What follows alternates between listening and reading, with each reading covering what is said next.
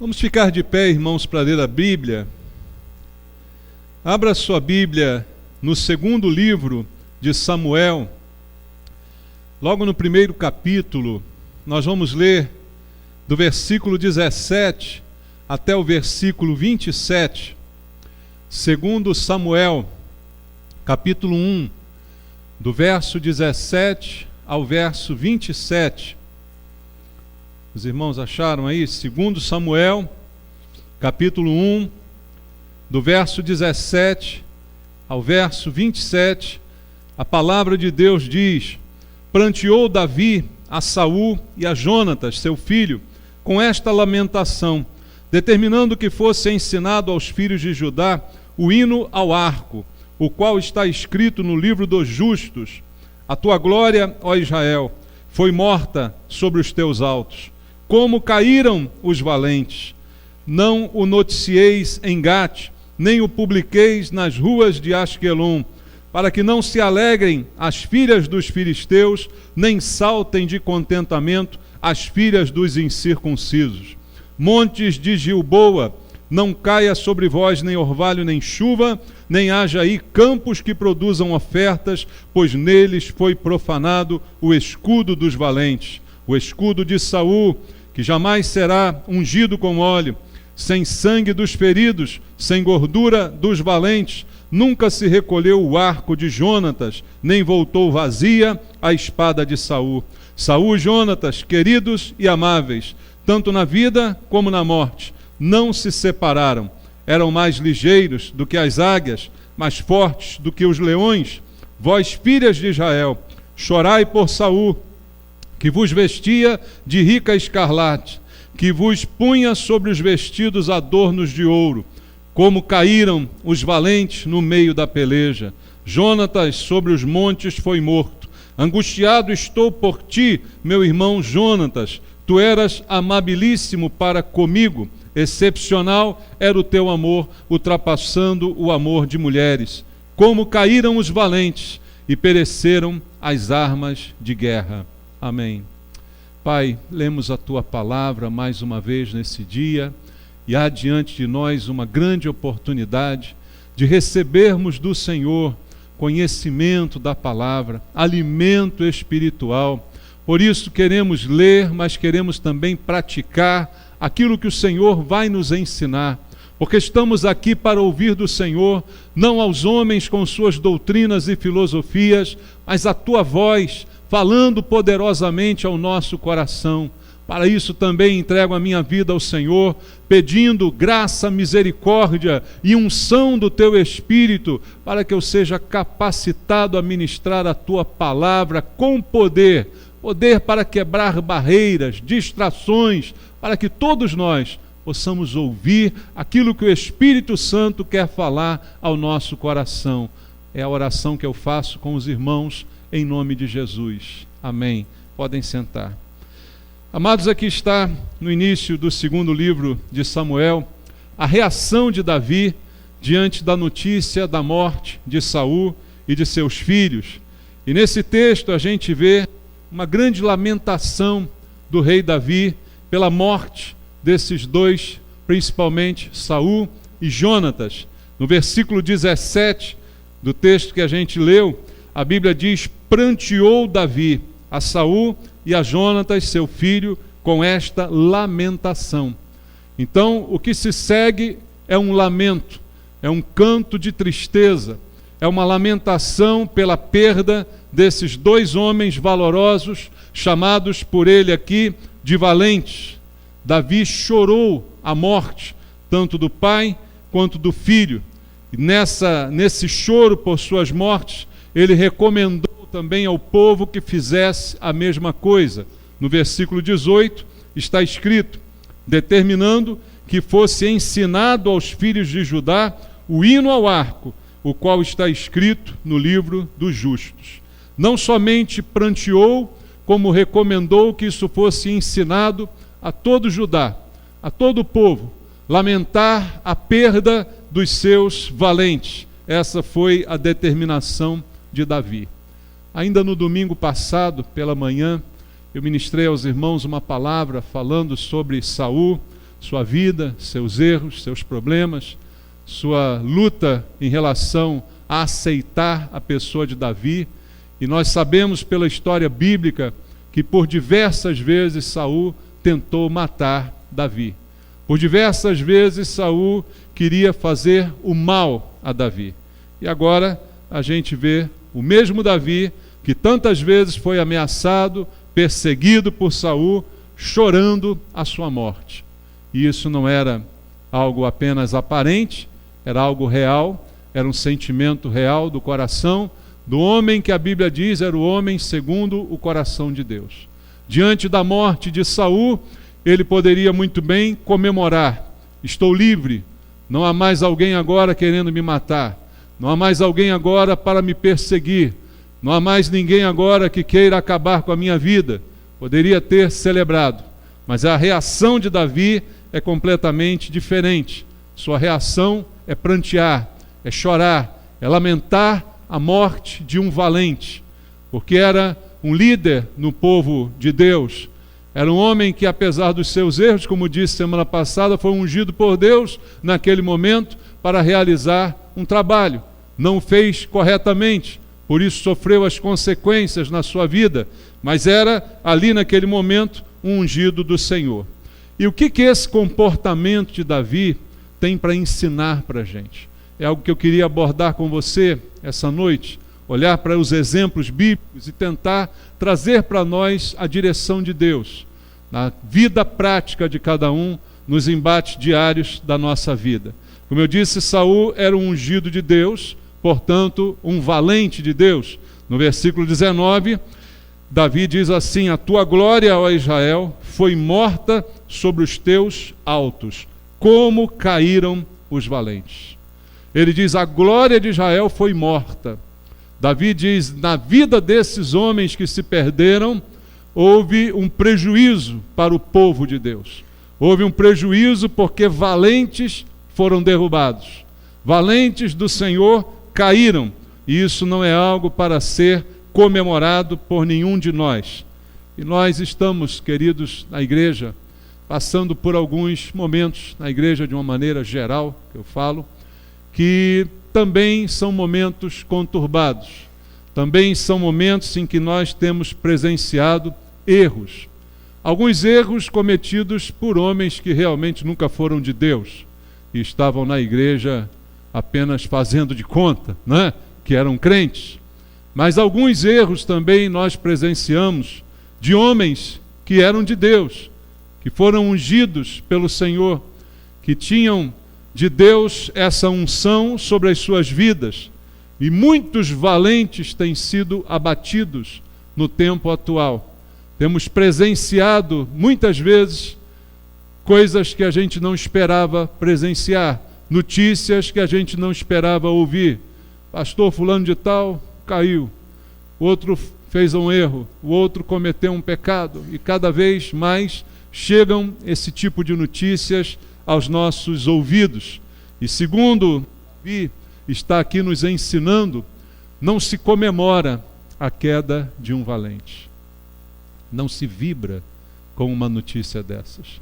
Não é algo para ser comemorado, é algo para ser simplesmente pranteado. Pastores, obreiros têm caído. E o prejuízo que isso causa à igreja é um prejuízo muito grande.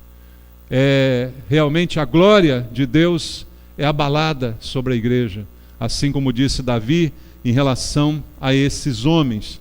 Então, como deve ser a nossa reação a esse tipo de notícias que volta e meia chegam aos nossos ouvidos? Segundo Davi nos dá exemplo, ele diz no verso 17, pranteou Davi. Essa deve ser a nossa reação. Prantear e não comemorar. Como eu disse, sabendo discernir as situações, porque há alguns que colhem daquilo que plantaram, há alguns que caem porque realmente não eram de Deus e não tinham nada com Deus. Mas também acontece do ungido cair. Você acha possível isso? Você é ungido de Deus também. É ou não é? Você recebeu do Senhor a unção quando você se converteu. Como disse Jesus, lendo o livro do profeta Isaías na sinagoga em Nazaré, o Espírito do Senhor Deus está sobre mim, porque o Senhor me ungiu para pregar as boas novas aos quebrantados. Todo cristão foi ungido para pregar boas novas. Então todos nós, ungidos, estamos sujeitos à queda. Sim ou não, irmãos? Pensa nisso. Há alguém imbatível no nosso meio, há alguém que é impossível de acontecer, pode ser até alguém que pense assim como Pedro. Pedro pensava isso de si mesmo quando Jesus o advertiu. Ele disse: não, todos podem te negar, menos eu não. E dali a pouco nós vimos Pedro por 3 vezes fazer aquilo que ele afirmou jamais poderia fazer. Ele era um miserável, ele era ungido do Senhor. Deus tinha um plano na vida de Pedro e ele se concretizou. Mas ele experimentou algo que nenhum de nós deveria experimentar: a queda. O próprio Davi, que pranteia nesse momento, é um também que experimentou isso na sua vida mais adiante, não é? Quando caiu, sendo um homem de Deus, sendo um homem ungido. Então, esse tipo de notícia não é para ser comemorado, é para ser lamentado. Davi nos diz também no versículo 20: não o noticies em Gate, nem o publiqueis nas ruas de Asquelon, para que não se alegrem as filhas dos filisteus, nem saltem de contentamento as filhas dos incircuncisos. Davi está aqui recomendando que isto não seja anunciado, que isto não seja publicado. Aí alguém diria: então vamos esconder os nossos erros, né? Vamos censurar a imprensa, seria o dito nos tempos atuais. Mas o que Davi está dizendo é que se eu não tenho algo bom para falar, que eu não fale nada. Está entendendo isso? Se eu não tenho um elogio a fazer, que eu simplesmente nada diga, porque todos nós temos telhado de vidro, como se diz, não é? Todos nós podemos enfrentar adversidades. Então Davi diz que isso não se publique, porque na verdade quem se alegra mais com isto são os filisteus. Quem se alegra mais com isso são os inimigos de Deus. É o povo inimigo de Deus, é o que mais celebra quando o ungido do Senhor tropeça e cai. Então a recomendação de Davi: se você não tem algo bom para dizer, não diga nada, apenas chore, apenas pranteie, porque Satanás e os incircuncisos se alegram quando cai um valente do Senhor. No versículo 23 do texto, Davi diz: Saul e Jonatas, queridos e amáveis, tanto na vida como na morte, não se separaram, eram mais ligeiros do que as águias, mais fortes do que os leões. Veja, apesar de tudo, eles já foram heróis um dia, é o que Davi está se lembrando. A memória que Davi exalta não foram dos erros de Saul, mas sim das habilidades que ele teve. Essa é a memória exaltada naquele momento. E aí a gente faz uma reflexão, porque vivemos num mundo de muitos conflitos, também de muita hipocrisia, e é bem verdade que quando alguém morre, só se chega na beira do caixão para dizer alguma coisa boa, né, do defunto. Não é verdade? Olha, era tão bom aquele homem, tão boa aquela mulher. Ninguém chega ali para dizer os defeitos, né? Olha, ele roubava, batia na mulher. Ninguém fala isso, né, na hora da sepultura, né? Mas não é disso que Deus está falando, mas sim de exaltar aquilo que fazemos quando Deus está no controle da nossa vida. Os atos de justiça que praticamos são praticados porque Deus os faz através de nós. A Bíblia diz que as boas obras que praticamos foram aquelas que Deus de antemão preparou para que andássemos nela. Não há mérito nenhum em nenhum ser humano, irmãos. Se fazemos algo de bom é porque diz a Bíblia: toda boa dádiva, todo dom perfeito vem lá do alto, descendo do Pai das luzes, em quem não há mudança nem variação. Então ele manifesta em nós as suas obras. E é isso que Davi, de certa forma, nos ensina ao exaltar as qualidades de Saul e de Jonatas. Mas a queda dos valentes, especialmente a de Saul, ela tem algo também a nos ensinar. perto daquilo que eu disse no domingo passado, as causas dessa ruína, as causas da queda de um valente, são descritas na Bíblia. Para quê? Para manchar a memória dele? Não. Mas para nos alertar, para que a gente possa viver e andar por um caminho que já foi mapeado, para que eu não caia no mesmo buraco que já está sinalizado. Por que é importante um caminho mapeado? Porque tudo está ali sinalizado. Por que um barco, quando viaja, precisa de uma carta náutica? Para saber onde estão os recifes submersos, aonde estão os perigos do mar que não são vistos a olho nu.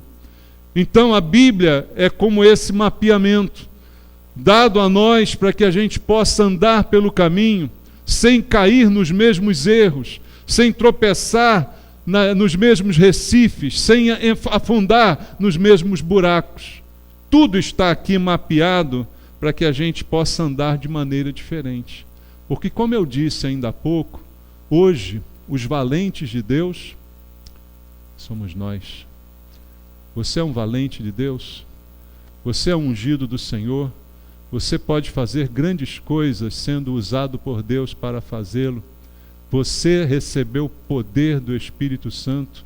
O Espírito Santo habita em você. Você é templo do Espírito Santo. Como disse Jesus, recebereis poder ao descer sobre vós o Espírito Santo e sereis minhas testemunhas, tanto em Jerusalém, Judéia e Samaria e até os confins da terra. Então todos nós recebemos dessa fonte, como diz Paulo, todos bebemos dessa fonte, todos fomos alimentados, todos fomos escolhidos, separados por Deus, somos os valentes. E como eu disse, podemos resvalar, só que a Bíblia nos mostra experiências assim, para que eu não caia nos mesmos erros.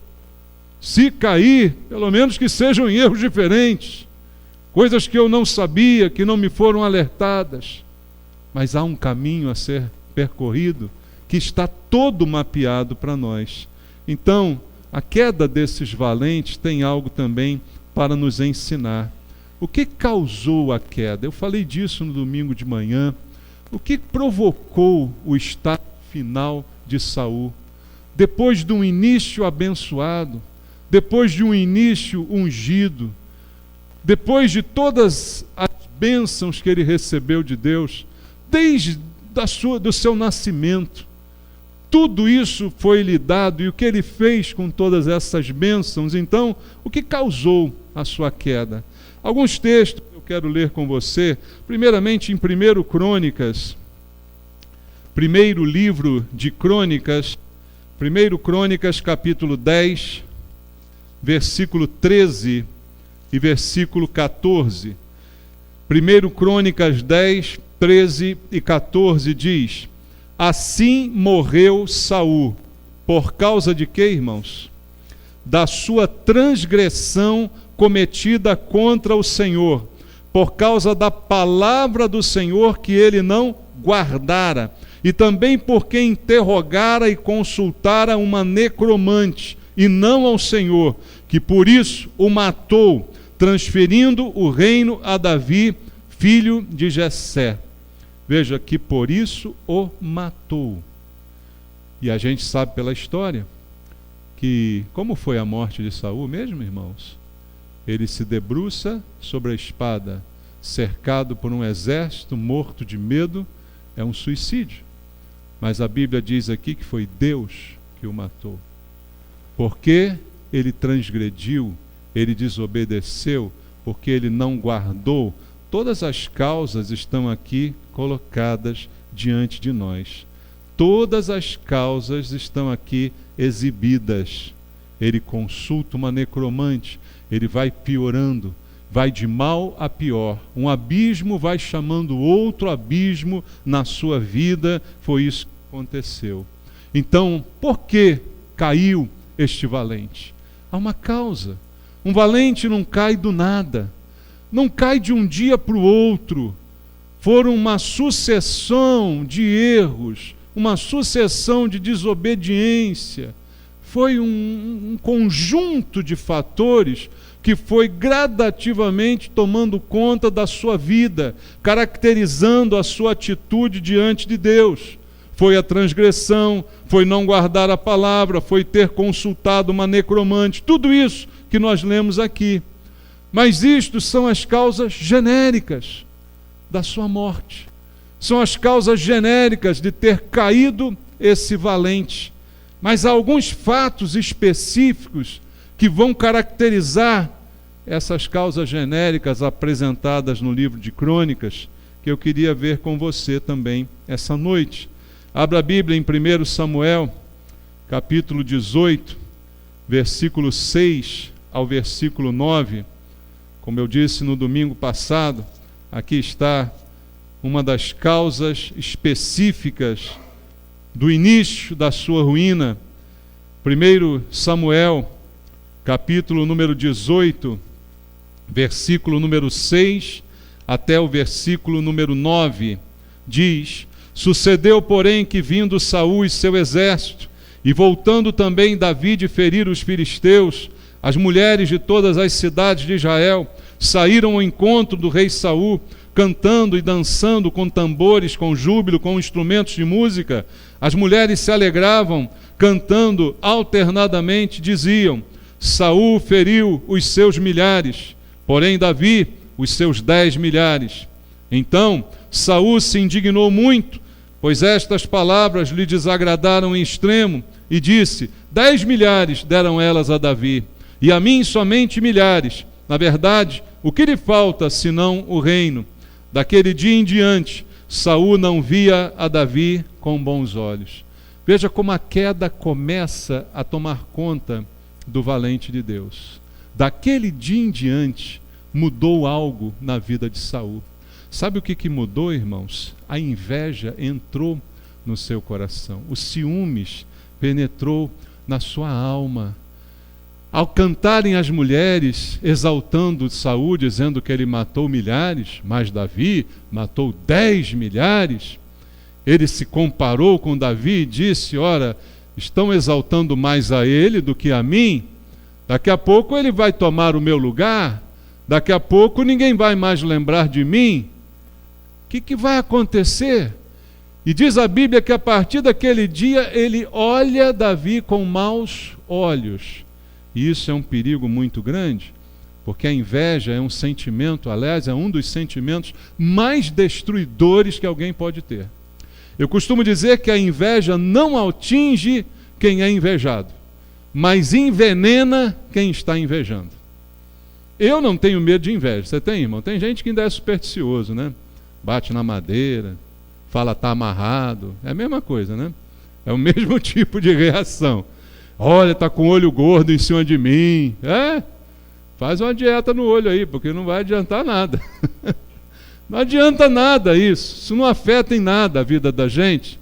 Ter inveja ou deixar de ter inveja de você, não vai mudar nada. Você está com Deus ou não está com Deus? Então, quem está com Deus não tem o que temer. Agora, quem inveja está adoecendo na sua alma. Está caminhando para um caminho de morte. Quem inveja está envelhecendo por dentro, está adoecendo no corpo inteiro. E diz a Bíblia que os olhos dele não eram mais bons olhos. Então ele passou a ter maus olhos. E o que Jesus fala sobre maus olhos? Se os teus olhos forem maus, todo o teu corpo estará em trevas. Trevas se espalharam na vida de Saul. A partir daquele momento, muitos de nós, valentes do Senhor, às vezes somos pegos por esse pontinho. Você está bem na igreja, está bem na obra de Deus, está bem fazendo a vontade do Senhor, está realizando, mas de repente você olha para o lado e você vê que alguém foi mais reconhecido, foi mais honrado do que você. Você vê que alguém fez mais do que você, e é possível, sabia? Sabia que é possível que alguém seja melhor do que você? Sabia não? Estou te contando para você agora. É possível que exista alguém melhor do que você. Aliás, eu digo que é possível que existe um monte de gente melhor que você. Agora pronto, entrou em crise, né? Vai entrar em depressão depois dessa. Existe, irmãos. E aí, por causa desse conhecimento, aquilo vai azedar a vida da gente. Aquilo vai estragar a vida da gente. Simplesmente não por algo que nos aconteceu, mas por algo que aconteceu a outro, porque alguém foi mais honrado do que eu. E veja, Saul foi honrado na música. Saul matou milhares, mas Davi matou 10 milhares. Acabou com o ego daquele cara. Acabou com ele, destruiu Saul naquele momento. Porque ele não lembrou que ele também tinha seus feitos, que ele também tinha seu valor, mas apenas descobriu que alguém faz melhor do que ele alguma coisa. Qual é o problema disso? Vai morrer por causa disso. E isso, querido, é algo muito triste. E por isso eu alerto aos valentes aqui da igreja. Nós não somos imunes a esse sentimento. Nós não somos imunes a essa mordida venenosa da serpente diabólica no nosso coração. Não somos imunes a isso. Conta uma história, eu já contei aqui algumas vezes na igreja, do homem que era considerado o homem mais santo do mundo. Ele vivia isolado lá no alto da montanha, não falava com ninguém, se alimentava, igual João Batista, gafanhoto e mel, ficava ali, um ermitão, isolado, não peco, porque também não relaciona com ninguém, é fácil, Quero ver não pecar relacionando com os outros, Mas era assim a história que contam sobre esse camarada. E tudo o que faziam era para tentá-lo, para que ele pecasse em alguma coisa, e nada conseguiam, ele permanecia lá, sem nenhum problema. Até que um dia alguém foi lá e deu a ele uma notícia. O seu irmão acabou de ser ordenado bispo. Pronto, acabou com o cara. Acabou com a santidade dele. Eu é que estou aqui me santificando e ele é que vira bispo. Começou assim o problema. É a história que contam, É isso que acontece muitas vezes conosco. Uma ponta de inveja entra no nosso coração e nós não podemos permitir que ela se instale, porque muita gente acaba se movendo, se alimentando desse tipo de sentimento. Veja só o que diz a Bíblia em Eclesiastes, capítulo 4, verso 4. Então, vi que todo trabalho e toda destreza em obras provém da inveja do homem contra o seu próximo. Também isto é vaidade e correr atrás do vento. Genericamente, Salomão está aqui ensinando que muitas vezes nós queremos nos aperfeiçoar numa coisa. Muitas vezes nós queremos melhorar numa coisa, queremos ser melhores, queremos ser considerados os bons naquilo que fazemos, não porque queremos fazer algo bom, mas movidos pela inveja, para que eu, ao invés de invejar, alguém me inveje, porque vejam a minha destreza, vejam a minha capacidade. Então Eclesiastes nos alerta a respeito disso, de ser movido por inveja. Eu quero melhorar porque eu quero invejar, ou quero ser invejado. Eu quero fazer melhor porque eu quero ser notado e reconhecido.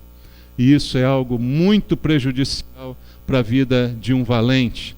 Veja o que diz a Bíblia em Provérbios capítulo 14, no versículo número 30. Provérbios capítulo número 14, no versículo número 30, a palavra de Deus nos diz: o ânimo sereno é a vida do corpo, mas a inveja é o que, irmãos? A podridão dos ossos. Saul começou a apodrecer, exatamente como Jesus disse, olhos maus. O corpo foi se entrevando. Olhos maus, podridão dos ossos.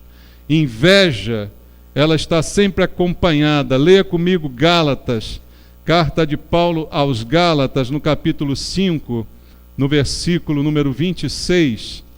Gálatas, capítulo 5, verso número 26.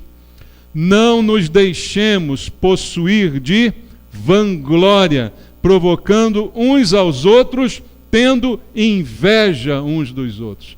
Inveja anda junto com a vanglória. Vangloriar-se é exaltar-se a si mesmo, é como que para provocar a inveja. Mas isto também é a atitude do invejoso.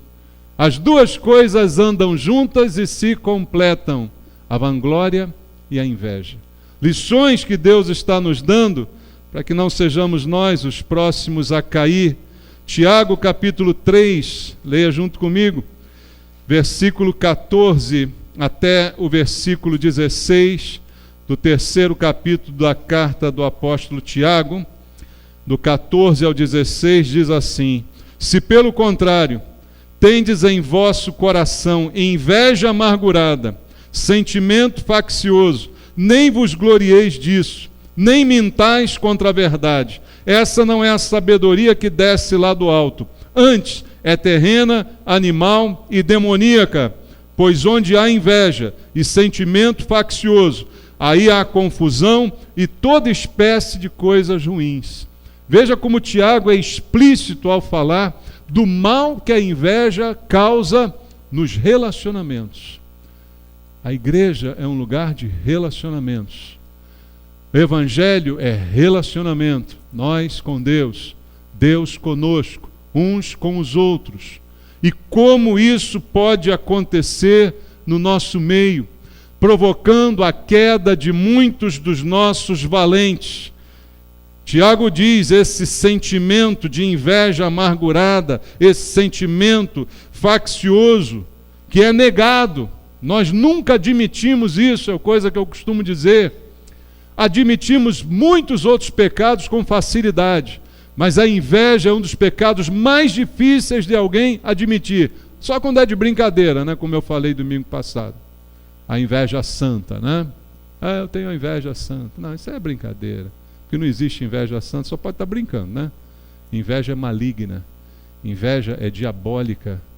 É Satanás puro, irmãos. É isso que Tiago está aqui dizendo. E ele diz que esta não é a sabedoria que desce do alto, ela é terrena, é demoníaca, animalesca. E aonde há inveja, há confusão e toda espécie de coisas ruins. Tudo mal começou na vida de Saul a partir daquele momento da inveja, das trevas que se apoderaram dele. Porque nesse momento o demônio toma conta, irmãos. Ele pode não possuir fisicamente, mas ele dirige os passos daquele que está com o coração desta forma impregnado pela inveja. Quem tem inveja sabe que está invejando, mas não confessa isso para ninguém. Mas se isso está acontecendo, Deus está te dando um alerta. Antes que alguém lamente pela queda de mais um valente, lute contra esse sentimento. Antes que a gente tenha que prantear pela queda de mais um no nosso meio, lute contra esse sentimento com todas as tuas forças.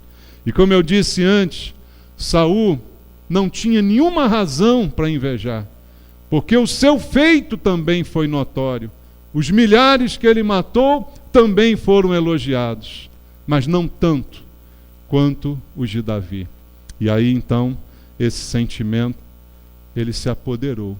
E se você pensar direitinho, é ridícula a atitude de Saul, porque quem é o rei ali? É Saul ou é Davi? É Saul, concorda? Quando Saul vencia, Israel vencia. E quando Davi vencia, quem é que vencia? Israel também. Quem é o rei de Israel? Saul. A vitória de Davi é a vitória de Saul. Dá para entender isso, irmãos? A vitória de Davi era dele também. Por que invejar algo que no fundo colabora também para mim? A inveja é tão irracional que ela nem pensa. Irmãos, nos nossos relacionamentos, se um de nós se destaca em alguma área, se um de nós exerce um dom dado por Deus, quem é que ganha com isso? A igreja. A igreja é abençoada. Se Deus levantar alguém melhor do que você, quem é que ganha com isso? A igreja. E você quer que você seja reconhecido ou que a igreja seja exaltada? Porque Deus é exaltado através da igreja. Mas a inveja nos deixa irracionais. A gente passa a ser do time do eu sozinho. Eu esqueço que eu estou numa coletividade. Eu esqueço que há um propósito comum, que há um Deus abençoando a igreja, distribuindo dons. Não precisamos ter inveja. Quero que as pessoas preguem melhor do que eu. Eu quero que você se levante como um pregador, irmão. Para mim, o meu desejo é que cada um aqui fosse um pregador. Não tem problema com isso. Não temos problema com isso. Que alguém seja levantado para fazer melhor do que a gente. Porque quem é exaltado com isso? Deus é exaltado. A igreja é exaltada. Essa é a maior bênção que nós podemos ter, saber que a igreja está sendo exaltada.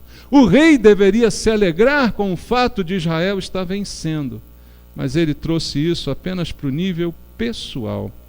E aí a inveja, sabe o que ela fez com ele?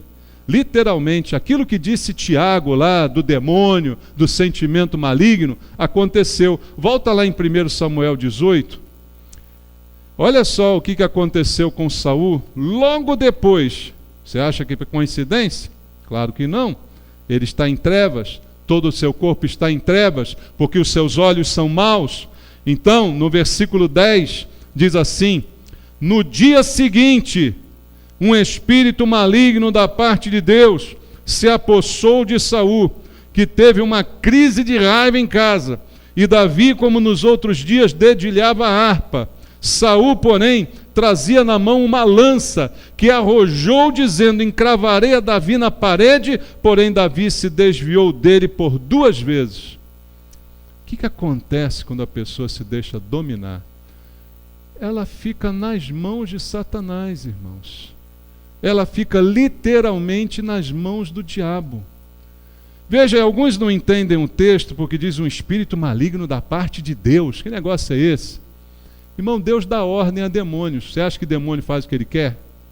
Quem que você acha que manda no universo? É Deus ou é Satanás? A gente às vezes tem aquela imagem medieval que Satanás reina no inferno. Satanás está lá no inferno, dizendo: vem cá, bem-vindo ao inferno, pode vir aqui, o caldeirão 7 é seu. Não, isso não existe, irmãos. Não existe. Satanás não reina, ele não é chefe do inferno. Ele não é aquele que vai dizer quem entra, quem sai. Ele estará no inferno para ser torturado também, é o que diz a Bíblia. Então Deus tem o controle de tudo. A imagem medieval tem que sair da nossa cabeça. Satanás não reina nem no inferno. Ele é o príncipe deste mundo. E quando a Bíblia fala isso, fala em relação ao sistema do mundo. Porque a mesma Bíblia diz no Salmo que do Senhor é a terra e a sua plenitude. E tudo que nela habita, tudo que ela contém, pertencem ao Senhor. Então o Senhor, ele governa tudo. O Senhor viu o estado de Saul, viu que ele estava totalmente em trevas, e ele ordenou a um espírito maligno. Porque estava propício Saul para aquele espírito maligno estivesse se apossando dele. Isso aconteceu. E aí quando aconteceu, ele teve um acesso de raiva. Irmão, acesso de raiva às vezes é demônio, sabia? É demônio, tem um acesso de raiva, se rasgou todo. E aí ele avança contra Davi igual um louco. Davi se desvia 2 vezes para a lança não acertar nele. Por que chegou a esse ponto? Porque entrou no seu coração um sentimento chamado inveja. Porque entrou no seu coração trevas. Porque os seus olhos foram maus. Todo o seu corpo se tornou em trevas. E sabe qual é a consequência também? Olha o verso 12. Saul temia a Davi, porque o Senhor era com este, e se tinha retirado de Saul. Olha o versículo 15. Então, vendo Saul que Davi lograva bom êxito, tinha o quê? Medo dele. A inveja é seguida pelo sentimento de medo. Saul passou a ter medo de Davi. E qual é a razão do seu medo? Que Davi matava mais? Não. É porque ele sabia que naquele estado Deus não estava mais com ele, que ele estava em trevas, mas Davi estava sob a luz. E quem está em trevas tem medo da luz. A Bíblia diz que quem está em trevas não se aproxima da luz, para que as suas obras não sejam manifestas. Então, ele passa a ter medo de Saul, porque Deus estava, medo de Davi, porque Deus estava com Davi, e ele sabia que não era mais com ele, e cada vez mais ele viu o sucesso de Davi, e tudo que Davi fazia dava certo, e a inveja aumentava cada vez mais, o estado de loucura se apoderava dele cada vez mais. Porque isso também é um alerta, irmãos. Esse sentimento pode começar pequenininho. Você pode invejar, sabe aquela inveja, como eu disse, que você chama de santa, mas que de santa não tem nada. Ela pode começar dessa maneira, e ela vai aumentando, ela vai se instalando, ela vai cercando, ela vai entrevando, ela vai dominando de tal maneira que ele vai terminar assim como Saul terminou. Essa é uma grande razão de todos os problemas que ele teve dali em diante. E também diz a Bíblia, agora eu leio 1 Samuel 19, versículo 6, entre tantas coisas, eu disse muitas outras domingo pela manhã, depois você pode ouvir essa mensagem também. Saul atendeu a voz de Jonatas, jurou, tão certo como vive o Senhor, ele não morrerá. Jonatas, o mesmo valente que morreu naquele dia, pranteado por Davi, amigo de Davi, procura seu pai e diz: pai, para com isso, para de perseguir Davi, para de querer matá-lo. E aí Saul faz aqui uma promessa, e ele diz: olha, eu juro, tão certo como vive o Senhor, ele não morrerá, eu não vou fazer nada contra ele. Prometeu não matar Davi. Aí chegamos ao versículo 10, olha o que está escrito: procurou Saul encravar a Davi na parede, porém ele se desviou do seu golpe, indo a lança ferir a parede. Então fugiu Davi e escapou. Promete no versículo 6, no versículo 10, o que ele faz? Quebra a promessa, mente, quebra a palavra. Ou você acha que ele queria cravar Davi na parede para enfeitar a parede? Fazer um mobile aqui de Davi, pum, bota ele na parede. Ele queria matar Davi. Ele queria romper com a sua promessa, porque as palavras dele não eram confiáveis. Ele não cumpriu a sua palavra. Irmãos, isso é um outro motivo para a queda de valentes. A nossa palavra, como valente de Deus, ela deve ser valorizada. Aquilo que a gente diz tem que ter peso de verdade. Jesus advertiu: seja o teu falar sim, sim, não, não. O que passar disso vem de quem? Capiroto, isso mesmo, vem do diabo. Passou disso, a origem é a mesma da inveja, é a mesma de tudo isso. Passou disso, a coisa está ruim. Então a gente precisa cuidar das nossas palavras. A falta de integridade, integridade vem de inteiro. Quando você não é íntegro, significa que está faltando um pedaço de você. Íntegro é aquilo que é inteiro, é completo. A falta de integridade na vida de uma pessoa, ela vai levar um valente à queda. Ela começa também devagarzinho, com uma meia-verdade, depois com uma pequena mentira, uma mentira útil, um deixa para lá, um depois a gente vê, e assim vai se instalando, até que a pessoa vai se transformando num mau caráter, numa pessoa que não é íntegra, que não é inteira, e isso vai trazer prejuízos também. Quantas quedas de valentes são provocadas porque a gente se acostumou a mentir. Você diz assim: mas a minha profissão me obriga a mentir. Arruma outra, irmão. Arruma outra profissão, Deus vai te honrar. Mas eu preciso... Não, arruma outra. Sabe por quê? Isso vai enraizar em você.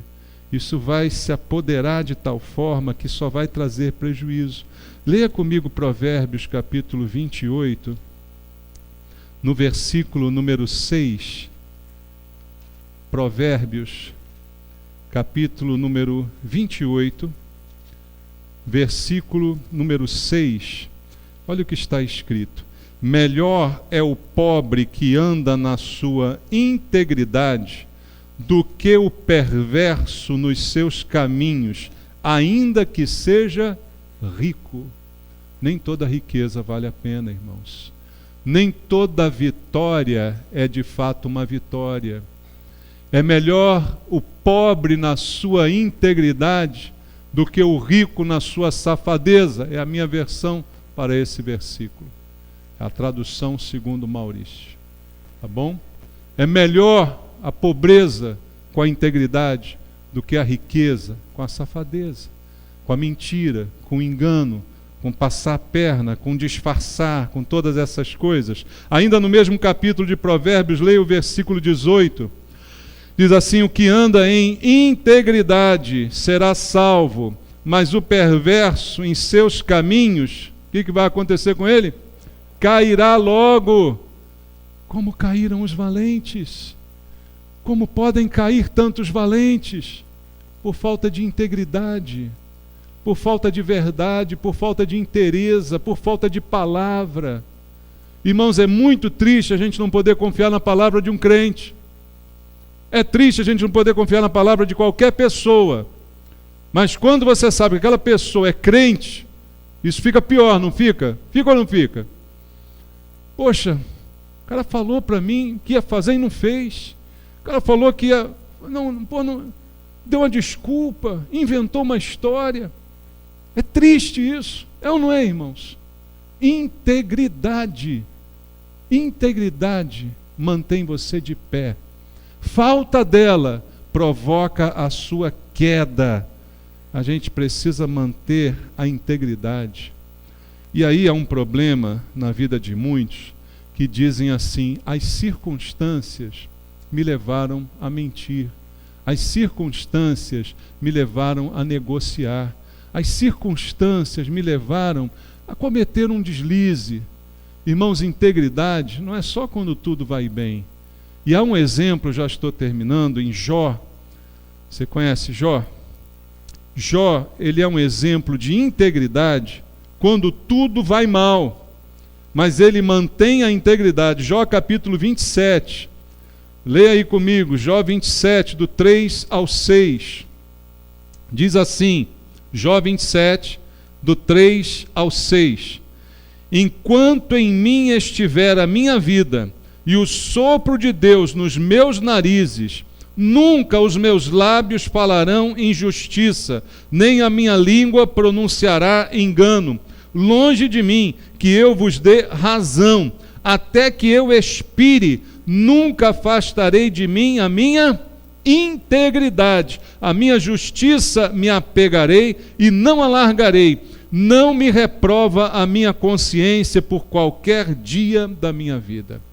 Jó deu esse discurso quando estavam ao seu lado alguns amigos querendo justificar o que ele estava passando.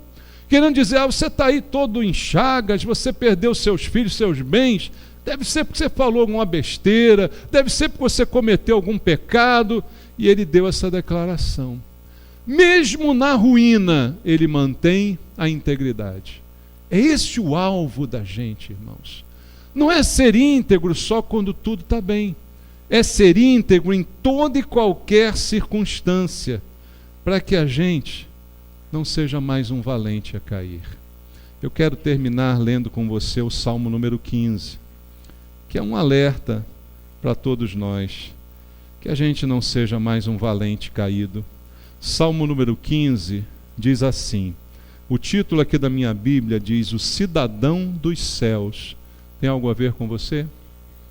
O cidadão dos céus. Está falando contigo alguma coisa isso? O que você acha? Você é cidadão dos céus? Salmo 15. Quem, Senhor, habitará no teu tabernáculo? Quem há de morar no teu santo monte? O que vive com integridade e pratica a justiça, e de coração fala a verdade. O que não difama com a sua língua, não faz mal ao próximo, nem lança injúria contra o seu vizinho. O que aos seus olhos tem por desprezível ao réprobo, mas honra aos que temem ao Senhor. O que jura com dano próprio e não se retrata, o que não empresta o seu dinheiro com usura, nem aceita suborno contra o inocente. Quem deste modo procede, não será jamais abalado, ou seja, não cairá. Valente, não caia. Mantenha-se de pé, amém? Que a gente não tenha que prantear por nenhum de nós. Que Deus nos ajude a guardar a sua palavra. Que Deus nos ajude a nos livrar de qualquer sentimento invejoso. Que Deus nos ajude a não ter qualquer falta de integridade na nossa vida, para que a gente não seja mais um a engordar a estatística do valente que cai. E um último texto eu deixo contigo em Tito, na carta de Paulo a Tito. Paulo exorta ao seu discípulo Tito, pastor também da igreja, a viver uma vida diferente. Ele diz na carta a Tito, no capítulo 2, no versículo 7 e 8. Olha o que ele fala: torna-te pessoalmente padrão de boas obras. No ensino, mostra integridade, reverência, linguagem sadia e irrepreensível, para que o adversário seja envergonhado, não tendo indignidade nenhuma que dizer a nosso respeito. É o nosso alvo. Esse é o nosso alvo. Integridade, equilíbrio, né? Para que não seja nenhum de nós pranteado por ser mais um valente que tombou. Amém? Que Deus nos abençoe. Vamos fazer uma oração. Eu quero orar junto com você, colocando a nossa vida diante de Deus, diante dessas realidades, porque todos nós aqui estamos sujeitos a estes sentimentos, estamos sujeitos a estes problemas, mas que isso agora fale bem alto ao nosso coração, para que um alerta de Deus nos seja dado. Se alguma coisa destas temos identificado na nossa vida, seja hoje o dia de mudar, seja hoje o dia de identificar e tirar, para que isso não nos leve à ruína. Pai, em nome de Jesus, eu te peço por mim e por cada um de meus irmãos, livra-nos do mal, Pai, como o Senhor nos ensinou a orar. Não nos deixe cair em tentação, mas livra-nos do mal, Senhor. Livra-nos da sedução do maligno, de perdermos a nossa integridade no momento de fraqueza, de luta, de adotarmos alguma inveja no nosso coração, porque vimos alguém melhor do que nós. Livra-nos, Senhor, livra-nos desses males, livra-nos de desobedecer deliberadamente a Tua palavra, palavra que conhecemos, que sabemos. Tem misericórdia de nós, Pai. Levanta valentes nessa igreja e não deixa que nenhum deles seja derrubado, Pai, mas que permaneçamos de pé para a glória do Teu santo nome. É a oração que fazemos em nome de Jesus.